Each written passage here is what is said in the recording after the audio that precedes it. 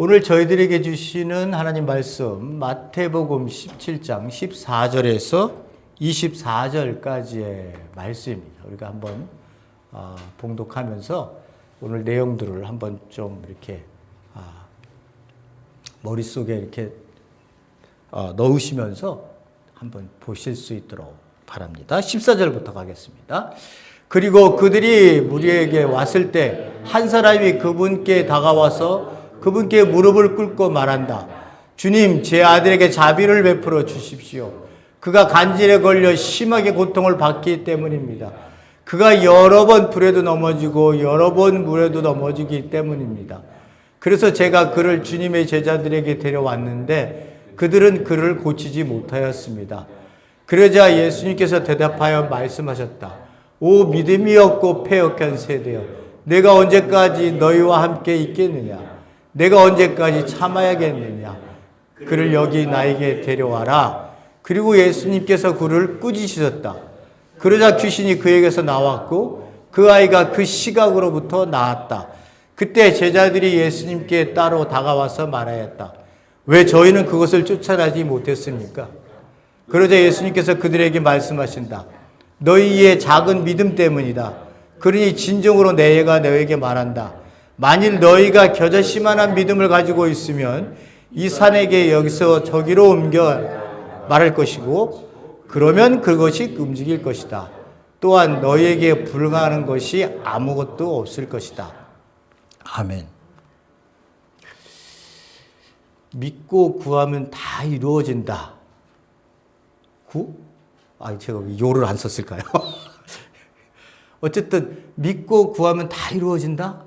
라고 하는 이제 저도 그렇습니다만 여러분들하고는 또 다를지도 모르겠습니다만은 저도 이제 신앙생활을 하면서 믿음은 다 되는 거구나. 근데 왜 이렇게 안 되는 것도 있지? 내가 믿음이 약해서 그래. 믿음이 작아서 그래. 그래서 안 주는 거야. 내가 그럼 어떻게 믿음을 키워야 되지? 이제 그런 것들 때문에 이제 조금 고민을 하기도 했습니다만은 목사님이 이제 제가 이제 제가 다녔던 교회 목사님은 이제 그때 당시에 이제 신학적인 부분도 뭐 있겠습니다만은 신학적으로 이게 무조건 믿으라고 이제 그렇게 얘기를 했었던 부분들이 저는 이제 생각이 났습니다. 오늘 본문의 말씀을 이렇게 보면서 그때는 내가 이렇게 생각했었지라고 하는 그런 생각을 했습니다. 오늘 본문의 말씀 이제 14절부터 이제 20절까지 말씀을 이제 저희들이 보면서 이제 한 가지 이제 저희들이 주의해야 될 부분들이 뭐냐 하면요. 이제 가이사랴 빌립보에서 이제 고백을 하고 난 다음에 이제 여기 요 부분에서 보면은 이제 무리들이 이제 기다리고 있잖아요. 근데 마가복음 9장에서는 똑같은 요 부분이 나오는데 마가복음 9절에 보면 서기관도 등장하고요. 많은 사람들이 모여 있는 것들을 얘기를 합니다. 그러는 거 보면 가이사랴 빌립보에서 내려와서 그 메론산이라고 얘기하는 곳으로 간 것 같고요. 정확하게 맞든 안 맞든 상관은 없습니다만은 그 내용 구조상 보면 내용상 이렇게 정황을 보면 갈릴리 지역으로 오셔서 이제 가이사랴 빌립보, 가버나움, 여리고 그 다음에 예루살렘 가는 길을 이제 마태복음에 이렇게 적어놓고 있습니다. 이렇게 가는 길이요. 그러니까는 지금 가버나움 가기 전 중간에서 어느 곳에서 산에서 메론산에서 내려오자 이제 이 사람들이 이제 기다리고 있는 거예요. 그 밑에서 기다리고 있는데 이제 저희들이 봐야 될 게 그렇잖아요. 저번 시간에 봤습니다만은 그 영광의 모습들로 자기네들이 존경하는 최고로 존경하는 지도자들 모세와 엘리야도 등장하고 그 하나님처럼 변하고 있는 모습의 예수님도 보게 되는 거고요. 그래서 베드로는 거기에 심취가 되고 감흥이 돼 갖고 우리 여기서 그냥 여기가 좋으니까 초막 3개 짓고 여기서 계시지요라고 하는 그러한 상황 속에 있었던 그 상황 속에서 하나님의 영광 속에 심취되어 있었던 과정의 그 3명의 제자들 그리고 예수님은 이제 하나님이시니까 신적 존재로 그들이 나타냈으니까 그렇습니다만 제자들에게 있어서는 여기가 좋다고 하는 것을 그들은 너무 마음적으로 바랬던 거죠. 근데 그런 상황을 뒤로 한 채 이제 내려와 보니까 어떤 일이 기다리고 있어요? 간질 걸린 아이. 아버지는 이제 간질에 걸렸다고 얘기했지만 나중에 예수님이 귀신을 쫓아내잖아요. 그죠? 귀신을 쫓아냅니다. 그거 귀신에 들린 아이가 기다리고 밑에 있는 거예요. 그리고 누가 있어요? 고통 속에 그걸 바라보고 있는 아버지. 이 아버지를 그리고 있습니다. 이 마태복음은 조금 간단한데요. 여러분들이 시간 되시면 마가복음 9장의 이야기를 보세요. 거기 보면 아주 구구절절합니다. 아버지의 마음이 구구절절해요. 그거를 보고 있으면 참 저도 아버지 아니에요. 그죠? 예, 아버지로서 그 마음이 어땠을까가 구구절절히 익혀집니다. 그런데 거기 누가 남아 있었어요? 3명은 데리고 올라갔다가 지금 내려오는 길이니까 제자 3명은요. 나머지는 9명이 거기 밑에 있었던 거예요. 예? 9명이. 예? 그 9명이 있던 상황 속에 무리들하고 섞여갖고 뭔가 논쟁이 벌어지고 있었어요. 막. 예? 근데 이제 마가복음은 그걸 잘 설명을 했는데 마태복음은 그걸 축약을 해갖고 이야기를 하고 있습니다. 마태복음에서 이제는 귀신을 쫓아내거나 사람을 고치거나 아니면 무화과나무 같은 거 저주를 한다 그러면 이제는 앞으로 나타나는 것들에 있어서는요, 초점이 여기에 있지 않아요. 귀신을 쫓아냈다든지, 사람을 고쳤다든지, 무화과나무를 저주해갖고 그게 말라 비틀어졌다든지 그런 기적이 일어나는 거에 초점이 있지 않고요. 다른 데 포인트가 있습니다. 다른 데 포인트가 있어요. 그걸 통해서 이야기하려고 하는 포인트가 있어요. 오늘도 여기서 지금 그 귀신을 쫓아냈잖아요. 그죠? 귀신을 쫓아냈을 때 포인트는 어디로 내려오냐면 여기서 포인트를 잡으세요. 여기서요. 예수님께서. 사람을 고쳐서 하는 것들은 하나님의 나라가 임했다고 하는 것에 대한 부분으로 우리가 구약에서 얘기했던 것들이 이루어지고 있다. 누가 메시아이신 예수가 그걸 행하고 있다는 것을 앞에서 충분히 다 보여줬어요. 그리고 난 다음에 등장하는 여기서부터 지금 이제 예루살렘으로 올라가는 길에서의 나타나는 기적들은 포인트가 다릅니다. 오늘은 믿음에 대한 이야기를 하시고 싶으신 거예요. 믿음에 대한 이야기를.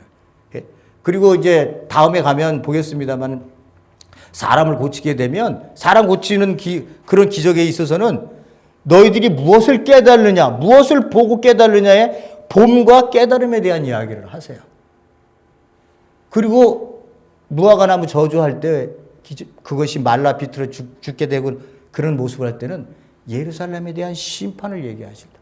그 목적으로 이제 말씀을 비유를 주고 계십니다. 그러니까 오늘 이야기의 중심은 이 믿음의 문제예요. 근데 이 믿음의 문제는 항상 우리에게 잘 정리되어지지 못한 부분들이 많기 때문에 오해를 굉장히 많이 하죠. 불가능한 거 없다.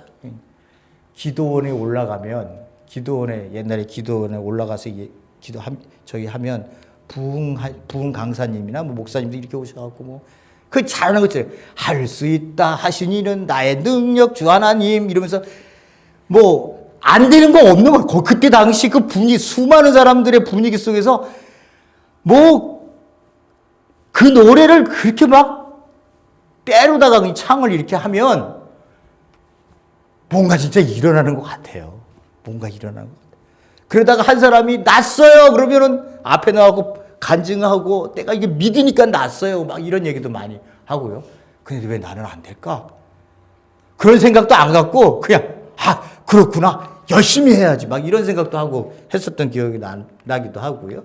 여기 겨자씨만한 믿음만 있으면 산을 저기로 옮겨라. 산을 이쪽에 저쪽으로 옮겨라. 그러면 옮겨진다. 이렇게 얘기했을 때도 어떻게 이런 일이 일어나지? 그런데 또 어떤 그 목사님이, 제가 이제 직접 들은 얘기니까, 어떤 목사님이 이제 이 말씀을 하시면서 간증을 하시는데 이리 말씀하세요. 자기 앞에 산이 있었대요. 이렇게 산이 있는데 그 산이 자꾸만 이렇게 바다가 됐다고 하시는 것 같아요. 그분이 이제 그랬대요. 이 말씀을 붙들고 이 산도 내가 믿음만 있으면 이쪽에서 저쪽으로 옮기라 그러면 옮겨질 거다 생각하고 하나님 저 산 좀 제발 좀 옮겨주세요. 얘가 예수님 말씀하신 것처럼 불가능한 것이 없다 하셨으니 산도 옮길 만한 믿음을 제가 있는지 없는지는 모르지만 저 좀 옮겨주세요. 이렇게 기도를 했답니다.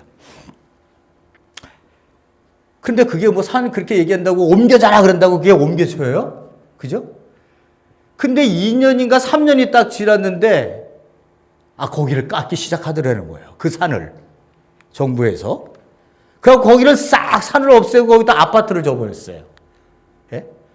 그러니까 그분이 이제 그 간증 기도를 하는 거예요. 봐라. 내가 이렇게 기도를 하니까 산을 옮겨달라고 그랬더니 그 산이 옮겨졌다. 이렇게 얘기를 하시는 그 목사님도 직접 제가 들었으니까 그런 얘기를 하시더라고요. 그래서 그때는 그럴 수도 있나 보다. 야, 대단하네. 아니, 근데 멀쩡한 산을 왜 옮기라고 그러지? 그런 생각도 하긴 했습니다. 자, 오늘 본문의 말씀을 보고 이제 여러분들이나 저나 함께 이제 하나님 말씀이 예수님의 말씀이 어디로 흘러가는지에 대한 부분들을 보기를 바랍니다. 무리들이 이제 내려왔어요. 그죠? 그 영광의 변화의 산에서 이제 현실의 세계로 내려오신 거예요. 현실의 세계는 비참합니다. 현실의 세계는 아픔의 역사가 있고요. 현실에 우리가 땅을 밟고 사는 이곳에는 고통받는 이 고단한 삶의 노동에 지친 가정들, 아버지들, 엄마들, 아이들, 희망이 없는 아이들, 뭐 이런 것들이 질비한 것이 그때 당시도 그랬습니다. 그때 당시에도 똑같습니다만 오늘날에도 예수님이 얘기하는 것처럼 믿음이 없고 패역한 세대로 그대로 있는 거예요. 뭐 조금 더 많이 먹는다고. 옛날에는 뭐 싱아 따먹고 우리가 찔레 따먹고 이렇게 하면서 어린 시절 잘한 거는 불행한 거고 지금 햄버거를 먹고 있으니 행복하다고. 이런 잣대는 안 되는 거예요. 이런 잣대는 안 돼요. 예? 싱아가 찔레가 더 싱싱하고 건강식품이죠. 그죠? 햄버거를 먹는 게 왜 정크푸드라고 우리 얘기하면서도 이게 특권이고 이게 잘 사는 건 줄 알아요. 예? 그런 것들은 우리가 조금 다시 한번 사고를 좀 해야 됩니다. 무리가 내려왔을 때 한 분이 이제 아버지죠. 아버지가 무릎을 꿇는다는 얘기는 그분에 대한 영적 권세 같은 것들을 인정하는 당시의 어떤 그러한 모습인 거고요. 무릎을 꿇었어요. 그러고 난 다음에 주님, 제 아들에게 자비를 베풀어 주세요. 간질에 걸려 심하게 고통을 받고 있기 때문입니다. 간질이라고 하는 단어가요. 우리는 이거 이제 번역을 했지만 그 단어 문자적으로 해석을 하면 달의 영향을 받아서 이런 뜻이에요. 그러니까 그때 당시의 사람들은 이 달 때문에 나에게 어떤 사람에게 그것이 영향이 되어지면 발작을 일으킨다고 생각을 했대요. 이제 아버지는 그렇게 생각을 한 거예요. 그러니까 불에도 넘어지고 물에도 몇 번 넘어졌습니다. 그러니까 얼마나 그 아버지의 안타까운 심정이 여기에 담겨 있어요. 그죠? 예. 그런데 주님, 제자들에게 내가 내 아들을 좀 고쳐달라고 이렇게 데리고 왔는데 제자들이 9명이 고치지 못했습니다. 이런 의미예요. 그러자 예수님께서 이제 믿음이 없고 패역한 세대요. 믿음이 없고 패역한 세대요. 패역했다라고 하는 단어는요. 이게 뒤틀렸다는 거예요. 이렇게 바로 가야 될 이 세대인데 하나님께서 만드신 세대의 그 삶을 살고 있다면 이 세대가 바르게 가야 되는데 이게 뒤틀렸다고 하는 거예요. 뒤틀렸다고 하는 거예요. 믿음이 없으니 당연히 뒤틀린 그런 세대가 되는 거죠. 내가 언제까지 너희와 함께 있겠으며 내가 언제까지 참아야 하겠느냐. 탄식의 예수님의 그 마음을 이렇게 이야기하시는 부분들을 볼 수 있습니다. 그를 여기 나에게 데려와라. 이렇게 얘기합니다. 마가복음에서는 여기서 나에게 데리고 와라. 그래서 아이를 데리고 와요. 근데 아이를 데리고 왔는데 아이가 데려고 아이 되니까 예수님을 아이가 보니까 예수님과 이제 직면을 하니까 아이가 이제 뒹굴르면서 막 경련을 일으키고 거품을 일으키는 행위를 예수님 앞에서 합니다. 그러자 아들이 그 모습을 보면서 예수님에게 예수님 무엇이든지 할 수만 있으시다면 제 아들에게 자비를 베풀어 주세요. 이렇게 얘기를 해요. 그래서 예수님이 할 수 있거든이 무슨 말이냐. 믿음이 있는 자에게는 능치 못할 일이 없다. 예수님이 그 답을 이렇게 말씀을 해 답으로 주세요.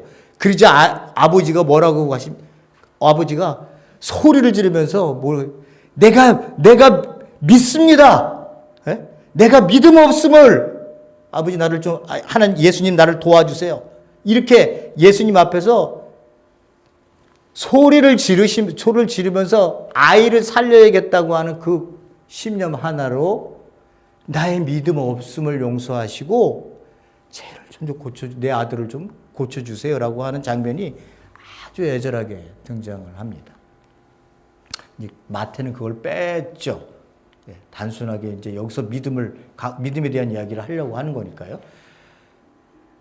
그렇게 이제 얘기가 되어지고요. 그래서 사람들이 본문을 이제 그런 부분만 따서 얘기를 하면 목회자들도 본문 따면은 뭐든지 예수님만 믿으면 다 된다고 얘기할 수 있는 그러한 부분이기도 합니다.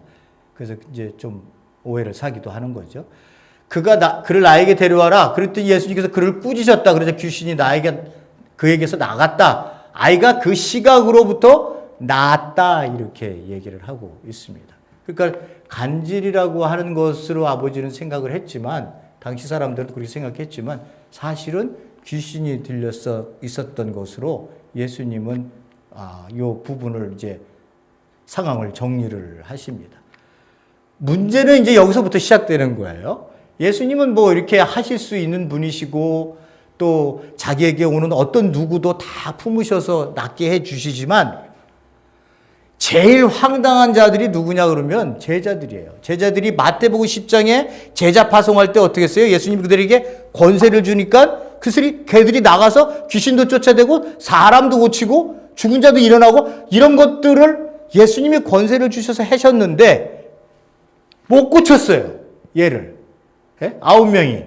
그래서 난리가 난 거예요. 거기서 변론이 일어나고 난리가 난 거예요. 서기관들이 얼마나 비웃었겠어요. 제자들을. 제자들이 창피해서 그랬는지 어떻게 했는지는 모르지만 예수님을 따로 이렇게 이제 모셔서 마가복음에는 뭐라고 얘기하냐면 집으로 들어가셨다. 그때 이제 제자들이 따라 들어가서 왜 예수님 저희들은 왜 그것을 쫓지 못했습니까? 라고 얘기를 하는 겁니다. 그때 예수님께서 그들에게 너희의 믿음이 작기 때문이다. 믿음이 작다라고 하는 의미 속에는 제가 그 마태복음에서의 믿음을 얘기할 때는 항상 어떤 생각을 해야 된다고요? 하나님께 대한 신뢰에 대한 부분을 강조한다고 얘기했어요. 그래서 믿음이 없다, 적다, 믿음이 적다. 너 왜 그리스도인이면서 하나님을 신뢰한다고 하면서 왜 하나님의 신뢰하는 그런 행동으로, 그런 믿음으로 네 삶을 살지 않아? 이게 꾸지름을 받을 때 했었던 그러한 단어가 이 믿음이에요. 신뢰에 대한 믿음이에요. 작은 믿음을 이야기합니다. 믿음이 없다 여기 하는 게 아니에요. 여기 믿음이 없는 세대는 어떻게 해요? 이 패역한 세대예요. 그 믿음이 작다 얘기했잖아요. 그러니 내가 진정으로 너에게 말한다. 너희가 만일 겨자씨만한 믿음을 가지고 있으면, 요 조그만 겨자씨만한 믿음 하나만이라도 가지고 있으면 그들에게 있어서의 겨자씨는 어떻다고요? 유대인들에게 생각하는 씨앗 중에 가장 작은 것으로 비유할 때 쓰는 단어예요. 요 겨자씨가요. 그러니까 너희들 요만한 제일 적다고 생각하는 요만한 믿음도 네가 가지고 있었다면 이 산을 옮겨서 저 산으로 옮겨라 얘기하면 그렇게 될 것이라고 하는 거예요. 그러면서 불가능한 일이 아니에요. 이게요. 그죠? 불가능한 일이에요. 불가능한 일이에요. 이 산에 내가 조금만 이거 갖고 있다고 내가 이렇게 한다고 불가능한 일인데 하나님 안에서는 이게 불가능한 것이 아무것도 없다고 말씀을 하고 계시는 거예요. 그러니까 내가 믿음을 가지고 있다고 하는 것은 내가 믿음을 가지고 있어요. 근데 내가 겨자씨만한 믿음을 갖고 있다 쳐보세요.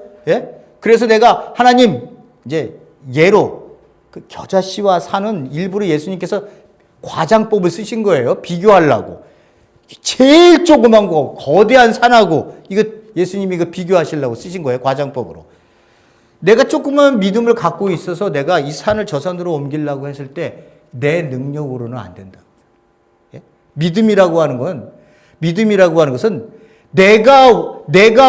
이 제자들이 왜 쫓아내지 못했느냐? 너희가 하나님을 신뢰한다고 얘기하면서 너 하나님을 신뢰하지 않고 너희들은 내가 권세 주었었던 그 제자 12명의 권세를 주어서 니네들이 복음을 선포하러 나갔을 때에 그렇게만 하면 된다고 생각하고 그들은 내가 얹어서 예수님의 이름으로 내가 너 귀신을 쫓아낸다고 얘기만 하면 자동으로 이루어진다고 생각하는 그러한 종교적 생각을 그들은 했던 거예요. 그걸 종교적 행위라고 얘기를 하는 거예요. 그 제자들이 미스하고 있는 부분들이 그런 것들이에요. 믿음이라고 하는 것은 자동적으로 모든 것들을 내가 하면 이루어지는 게 아니에요.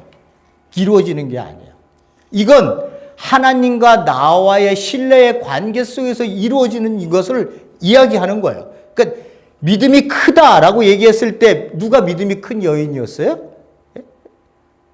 가나안 수브로 여인. 내가 개가 돼서라도 괜찮으니 나 개라고 취급해도 괜찮습니다. 그러나 밥상에서 떨어지는 이 잔치상에서 떨어지는 그 하나님의 은혜를 받아서 내 딸이 낡기만 한다면 나는 개가 돼도 괜찮습니다.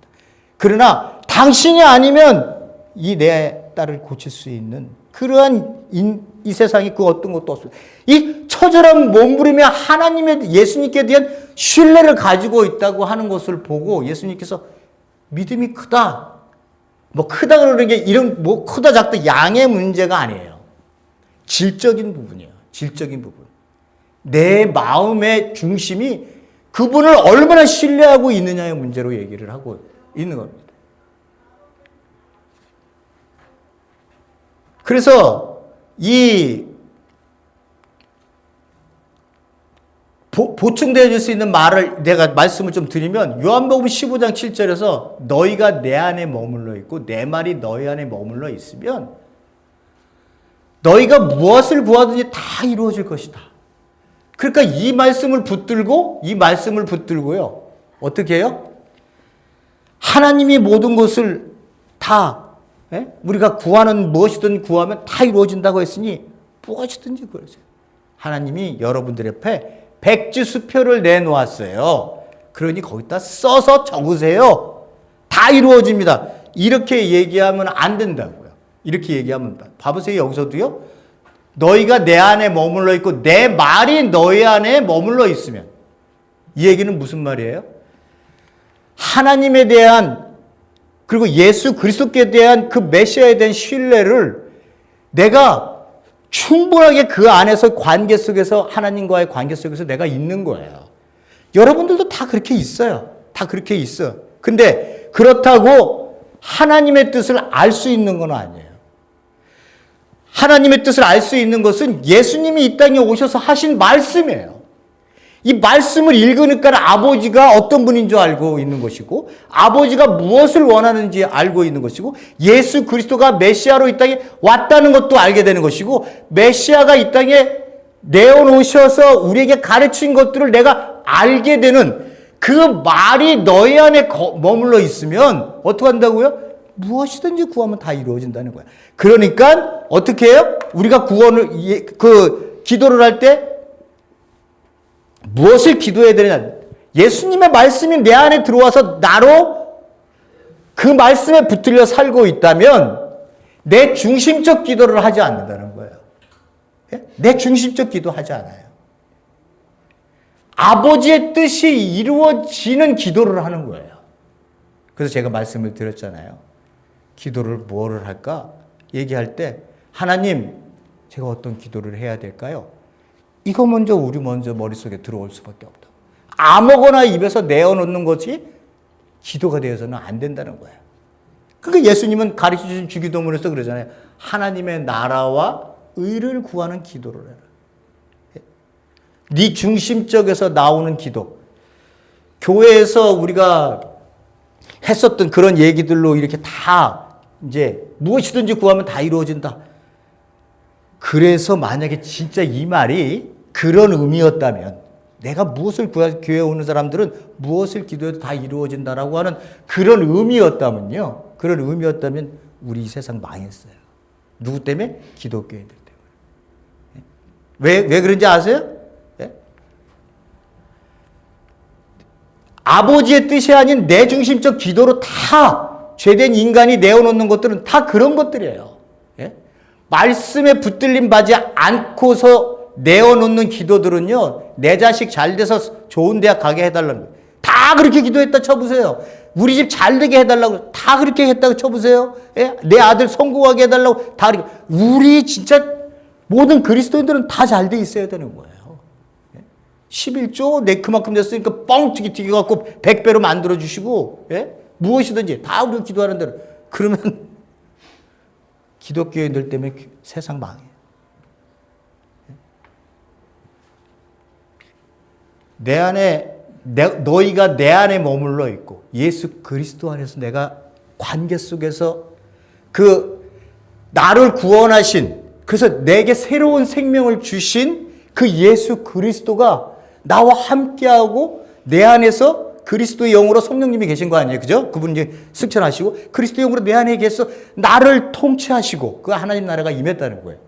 나를 통치하시고 내가 우리에게 주신 그 가르침의 말씀을 산상수훈이든, 굉장히 중요한 말씀입니다. 5장에서 7장 말씀이 에키스 아니에요.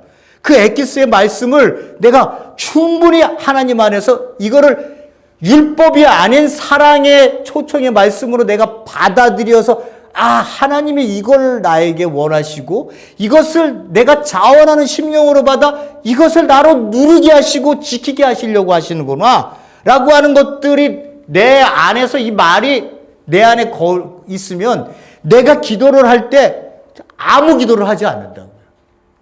첫 번째고 두 번째고 아버지의 뜻이 이루어지기를 원합니다. 이 기도를 할 수밖에 없는 거예요. 그러니까 우리가 너무 이제 신학적으로 뭐 그런 부분이 있긴 했습니다만 80년대, 90년대, 2000년대 뭐 지금도 그런 분들이 계시기도 합니다만은 이렇게 막 그냥 그들 이렇게 막 하면 안 되는 거예요. 다 이루어진다. 구하면 뭐든지 다 준다고 했으니 무조건 기도면 돼. 이러면 안 되는 거예요. 로마서 8장 27절에 보세요.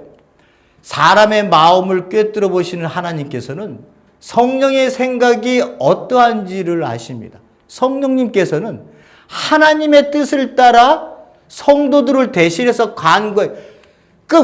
성령님이 우리를 위해서 우리를 위해서 기도할 때 성령님이 제가 그거 아들 잘 되기를 그거 소원하는데 그거 기도 해서 이루어질 수 있도록 해줘야 되겠다. 예? 저 부자가 되기를 원하는데 저 매일같이 새벽 철야 예배 맨날 와서 이렇게 기도를 하네. 저거 몸 무시 못하지. 그냥 해줘야 되겠다. 마음이 안타깝네. 이렇게 해서 하나님이 우리가 원하는 것, 우리 중심적 삶의 세상적인 것들을 그것들을 성령님께서 우리를 위해서 기도하지 않으신다고요. 누구의 뜻을요? 아버지의 뜻. 즉 여러분들 한 사람 한 사람에 대해서 그들이 어떻게 아버지의 뜻대로 하나님이 만드신 그 목적에 따라 얼마나 잘 이끌어 기뻐하는 그 생명으로 이 꽃이 피어날 수 있을지를 성령님께서는 그게 아버지의 뜻이니까 그렇게 되어지기를 원하고 계시는 거예요. 그래서 여러분들에게 제가 말씀을 드리는 거예요. 여러분 한 사람 한 사람이 하나님 안에서 하나님이 기뻐하시는 뜻으로 자라나게끔 아버지가 그 마음을 품고 여러분들을 품고 계시는 거예요. 그런데 그렇게 돼서 아버지의 뜻을 알려면 말씀 안에서 사로잡혀야 되는 것이고, 말씀에 사로잡히면 내가 내 자신을 부인해요. 아버지의 뜻에 붙들리는 게 훨씬 더 행복해요. 기독교인은요, 괴로운 사람들이에요. 종교인들, 괴로운 사람들이에요. 교회 와서는, 뭐, 목사님, 뭐, 장로님, 우리, 뭐, 좋다고 다 막 그러죠. 바깥에 나가면 이게 그리스도인인지, 아니, 그리스도인이라는 말을 꺼내기도 입에 진짜 부끄러울 만큼 이기적이고, 제가 그랬잖아요. 저 바깥에 나가면 목사라고 부르지 말고, 그냥 미스터 송, 그렇게 부르든지, 그냥 송, 뭐, 이름을 부르든지 하라고. 아우, 너무 창피하니까. 그 아버지의 뜻은 우리가 제가 계속 말씀드리면 그리스도의 형상을 닮아갈 수 있도록 우리로 하여금 그 길을 가도록 하게 하시는 거예요. 그 성령님이 우리를 위해서 강구하시는 거예요. 너가 잘 되는 건 뭔지 알아? 세상 사람들이 잘 됐다고 하는 그 잘됨이 아니라 아버지가 너를 만드는 그 원래의 목적. 그거를 너가 좀 알고 말씀 안에서 기도할 때. 그래서요, 마가복음 여기 마가복음 9장에서는 여기서는 우리가 뭐라고 모든 것이 불가능한 것이 아무것도 없다 이렇게 얘기하잖아요. 너희가 믿음이 작기 때문이다 이렇게 그래서 못 고친 거야 이렇게 얘기했잖아요. 마가복음에서 뭐라고 얘기하시냐면 기도 외에는 이런 유가 나는 일이 없다고 말씀하세요. 믿음과 기도는 하나인 거예요. 따라갈 수밖에 없어요. 내가 믿음이 있다? 그건 하나님에 대한 신뢰를 내가 전적으로 하고 있다고 하는 것을 얘기하는 거거든요. 그런 사람이 하는 그런 기도는요, 자기중심적 기도를 안 해요. 예? 그래서 뭘 기도를 해요? 아버지 중심적 기도를 한다고요. 그러니까는 예수님이 마가복음에서는 마가가 쓸 때는 뭐라고 믿음 대신에 거기다가 기도 외에는 그렇게 써놓은 거예요. 그리고 21장 여기 저희도 21절로 되어 있잖아요. 21절은 지금 사본에 있는 것도 없고 있는 것도 있고 없는 것도 있고 그렇게 해놨어요. 그러니까 불확실하니까 21절은 아주 빼버렸어요. 예? 근데 어떤 사본에 써 있을 때 여기는 뭐라 그러냐? 기도와 금식 외에는 네가 기도와 금식 외에는 이렇게 불가능한 일이 일어나는 일이 없다. 그러니까 기도와 금식을 해야만이 일어날 수 있는 일이야. 불가능도 가능하게 할 수 있는 일이야. 다른 사본에는 또 그런 말씀이 써져 있어요. 그거는 뭐 금식이든 기도든 모두 믿음이라고 하는 것에 대한 예수님께서 말씀하신 믿음이 무엇인가에 대한 정의를 정확하게 내가 갖고 있지 않기 때문에 믿음이라고 하는 것이 하나님께 대한 신뢰, 전적인 신뢰, 그걸 통해서 하는 기도, 금식, 어떤 종교적인 행위도 이 중심 안에서 움직이면 거기에 아버지께서 내시고자 하는 그 아버지의 뜻이 드러날 수 있게 돼 있는 거예요. 근데 우리는 믿음이라는 것을 내가 갖고 있다고만 킵하는 것으로 생각하고 있어요. 킵하는 것으로. 무슨 비행기 티켓을 갖고 있는 것처럼 내가 여기 사서 내가 주는 그리스도시여 살아계신 하나님의 아들입니다. 예수님이 나 때문에 죽어서 돌아가시고 이렇게 갖고 나 구원받았어. 그랬더니 구원이 비행기 티켓인 줄 알고 이렇게 갖고 있다는 거예요. 그래 놓고선 그게 교회만 다니면 내 믿음이 있으니까 나는 구원을 받을 거니까 딱 예수님이 오시면 이거 딱 보여주고 나 여기 있어요. 믿음 있어요. 여기 구원 초청장 내가 갖고 있어요. 뭐 이렇게 해서 이 믿음을 그런 식으로 이해해서 어떤 양이나 어떤 종교적 행위를 통해서 자동으로 어떤 일이 일어날 수 있는 관계로 이 믿음을 봐서는 절대 안 되는 거예요. 믿음은 어떻다고요? 하나님께 대한 절대적인 신뢰 속에 이어져 온 아버지와 나와의 관계예요. 이 관계가 없는 사람들을 뭐라고 해요? 믿음이 없고 패역한 세대라고. 뒤틀린 세상에 살고 있는 세대들이라고 얘기하는 거예요. 그래서 하나님 나라의 복음을 얘기했을 때 반응하지 않는 자들에 대해서 예수님이 뭐라고 해요? 악하고 음란한 세대다. 악한 세대다. 하나님에 대한 신뢰가 없이 살아가는 그 사람들의 모습들을 예수님은 그렇게 얘기하시고, 예?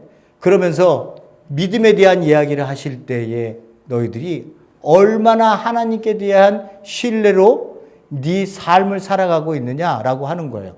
그죠?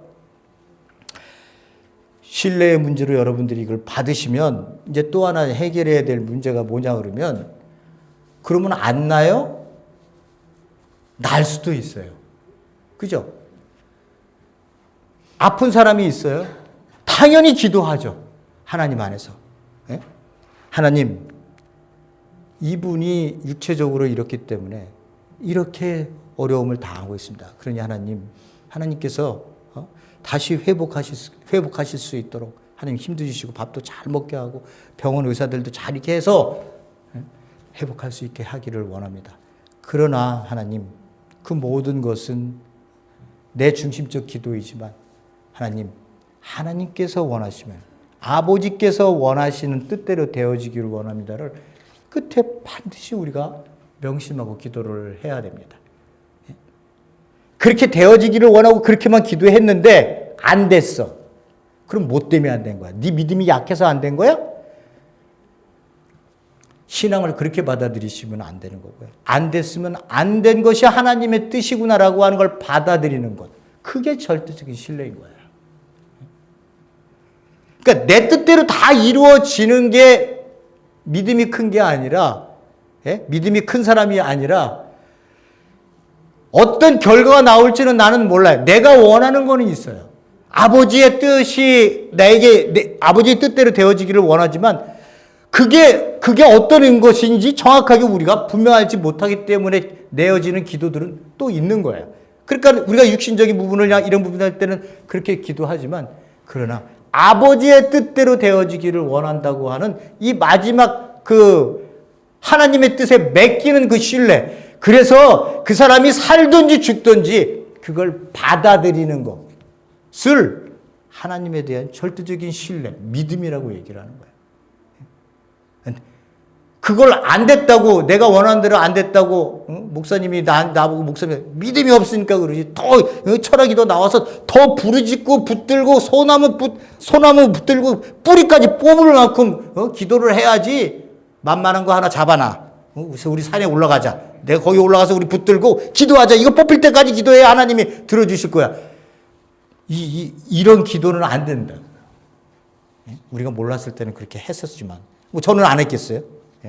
만만한 거 이게 안 뽑힐 것 같은 건 건들지도 않아.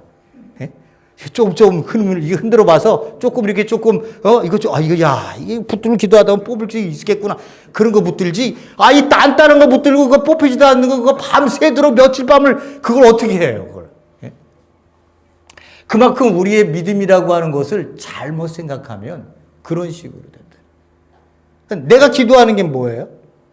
내가 기도하는 게 뭐예요? 하나님과의 신뢰 속에서, 관계 속에서 우리가 기도를 하고 있다면 그 기도는 하나님 중심적 기도해야 된다고 하는 거야.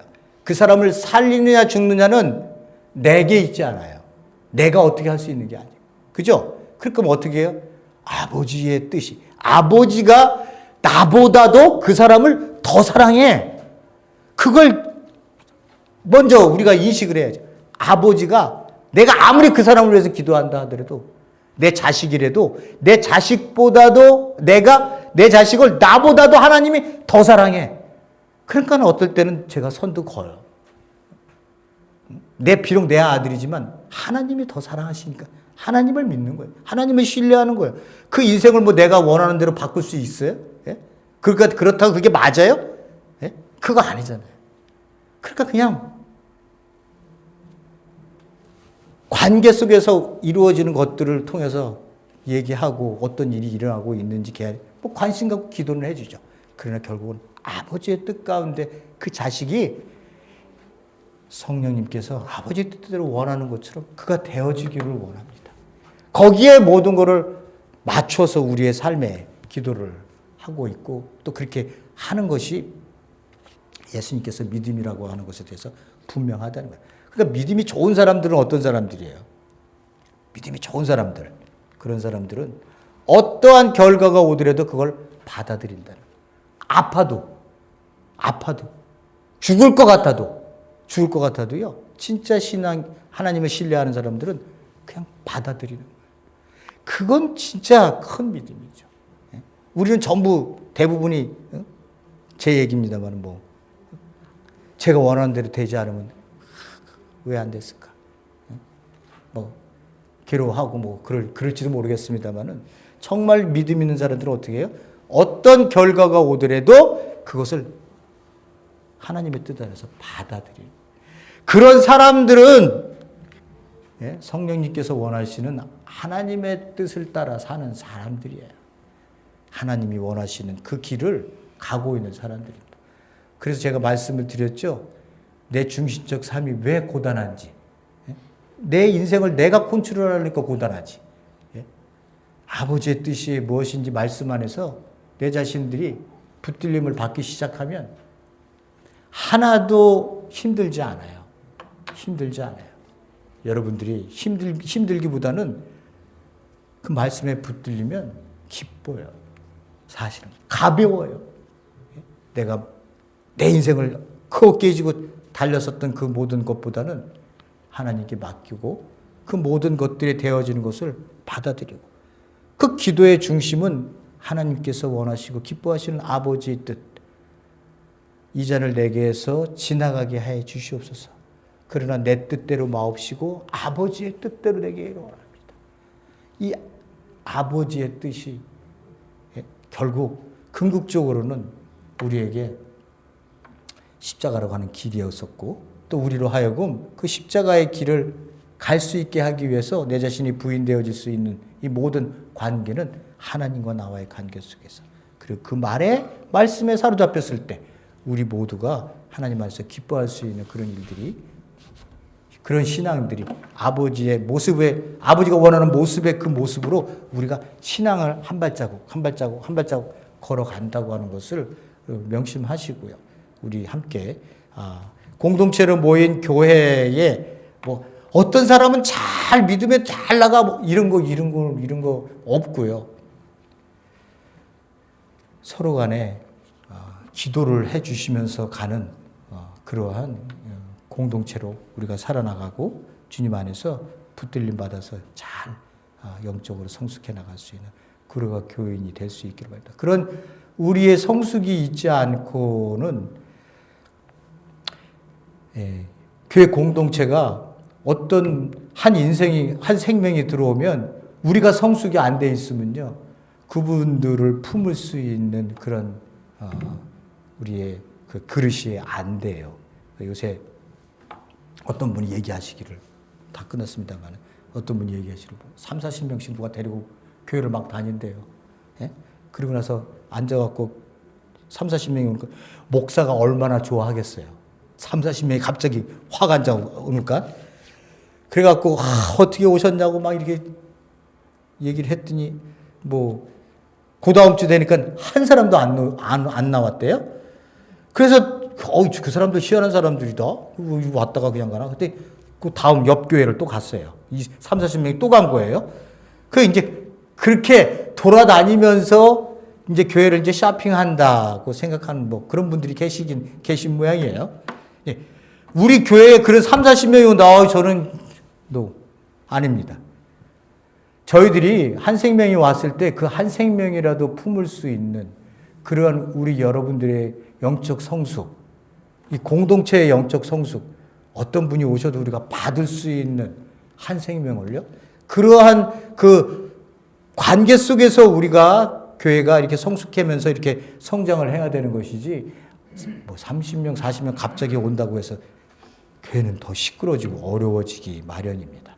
그러니까 우리가 믿음이라고 하는 것이 그렇게 뭐 목사가 잘 돼서 그런 것도 없고 전부 하나님 안에서 기뻐하시는 뜻대로 우리를 그 신앙의 발자취를 걸어가기만 하면 우리 여러분들이나 저나 성숙한 하나님 안에서의 자녀로 살지 않을까. 그리고 그 공동체로 살아가지 않을까 저는 그렇게 생각을 합니다. 여러분 함께 우리가 힘들지만 삶의 자리에서 하나님을 붙들고 깊은 영적 성숙 성찰을 통해 나아갈 수 있는 그런 우리 성도님들 되시기를 바랍니다. 고맙고 감사하신 하나님 아버지, 하나님, 저희들은 믿음을 갖고 있다 그러면 내가 믿음이 있으니까 무엇이든지 하면 다 이루어진다고 생각했습니다. 근데 그렇게 안 될 때는 내 자신을 자책하면서 내 믿음이 적기 때문이라고 생각을 했습니다. 그런데 오늘 본문의 말씀은 우리에게 그런 말씀으로 우리에게 익혀지기보다는 아버지와의 관계를 맺고 있는 그 아버지에 대한 신뢰, 내 인생을 전부 아버지께 맡기고 나는 그야말로 가볍게 아버지가 원하는 그 모습의 뜻대로 살기를 원하고, 그래서 그 말씀에 사로잡혀 살기를 원하는 그 신앙의 길을 우리가 살면 되는 것이구나 라고 하는 것을 믿음에 대한 정의로 다시 한번 저희들이 보게 됩니다. 하나님께서 우리가 기도하게 하실 때도 무엇을 기도해야 될지를 주님 앞에서 또 한번 기도하게 하시고, 우리가 믿음을 갖고 예수 그리스도를 주로 모시는 그러한 삶의 자리를 매일같이 살아갈 때에도 우리가 내가 정말 하나님의 자녀로 하나님을 신뢰하며 그 믿음을 갖고 있는가? 너를 보고 우리를 보는 눈은 떠 있는가? 라고 하는 이 공동체를 보는 것 또한 우리의 그 신앙의 확장을 하나님께서 허락하셔서 항상 주님 안에서 우리 모든 성도님들이 기뻐하고 즐거워할 수 있는 그러한 공동체로 저희들을 삼아 주시옵소서. 오늘도 주신 것으로 감사하며 예수님 이름으로 기도드렸습니다. 아멘.